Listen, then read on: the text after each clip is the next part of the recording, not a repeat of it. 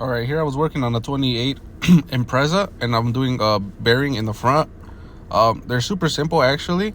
I only had to take out the bolts for the strut, the bolts for the caliper, and the nut for the axle. I left the ball joint and the tie rod connected, because even with those connected, you can get to the bolts for the wheel bearing. And this is a 2018, doing it in 2025, so it's a 7-year-old car. And it wasn't too bad actually. It came out relatively easy. You could leave the sensor in there. These are the sizes you're going to use: 19, 32, 17, and 14. For the caliper, you have two bolts which are 17 millimeters, and then once you take those off, you can just hang it on the strut. And then for the axle nut, like I said, that's a 32, and it does have a divot, so you want to take it out as best as you can.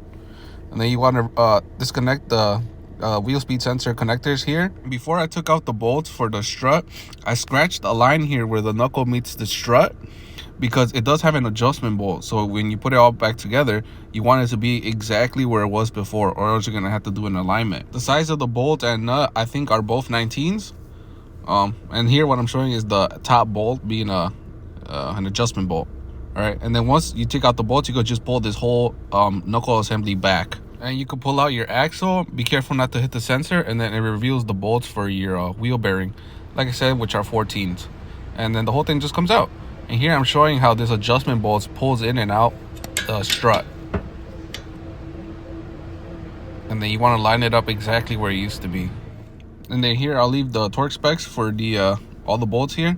Here it says front suspension torque. If you look at spindle nut, it says 162 foot-pounds. And it also has a note, D74, which says replace nut. And then after tightening, you want to drive a divot into the drive shaft. So don't forget to do that. So yeah, if you have any questions, let me know, and hopefully this helps you out.